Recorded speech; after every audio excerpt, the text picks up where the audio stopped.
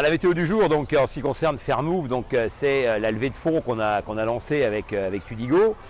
qui a vocation donc, à essayer de fédérer, de rassembler, d'additionner toutes les énergies bienveillantes qu'il y a autour du projet, en allant au bout de la démarche, c'est-à-dire en proposant donc, à nos clients et à nos supporters et à nos prospects de devenir actionnaires de Fairmove pour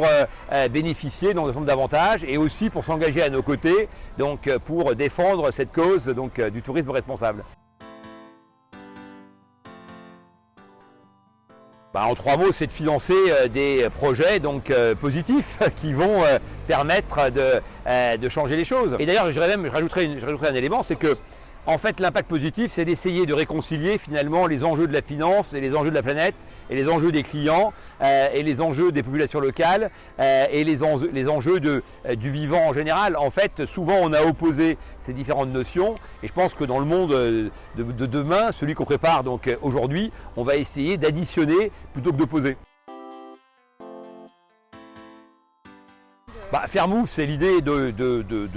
faire la vitrine en fait du tourisme responsable, du tourisme à impact positif, du tourisme responsable, positif et joyeux, car le tourisme c'est avant tout quand même du plaisir, et c'est de mettre en avant donc tous les acteurs qui œuvrent positivement, tous ceux qui essayent donc de minimiser leur impact carbone,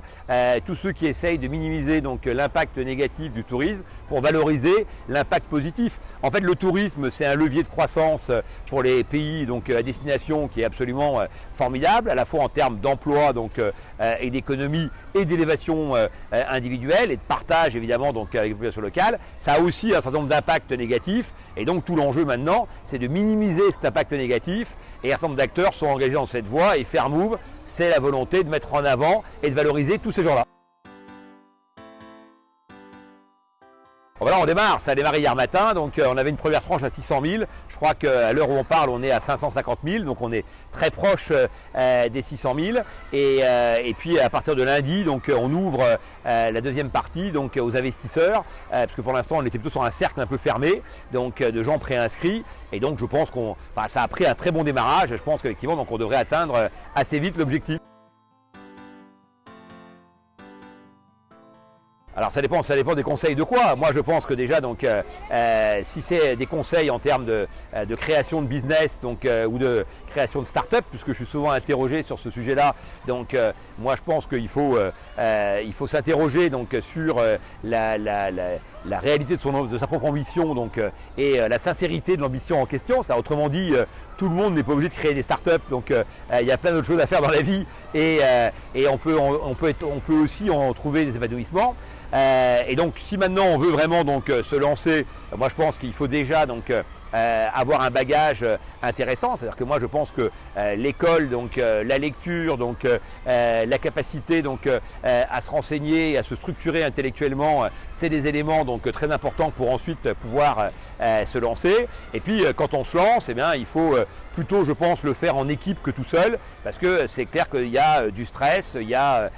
des tensions, il y a des difficultés à affronter, et quand on est plusieurs, c'est toujours beaucoup plus simple. Et d'ailleurs, le message global que je pourrais dire, donc, que je pourrais donner donc,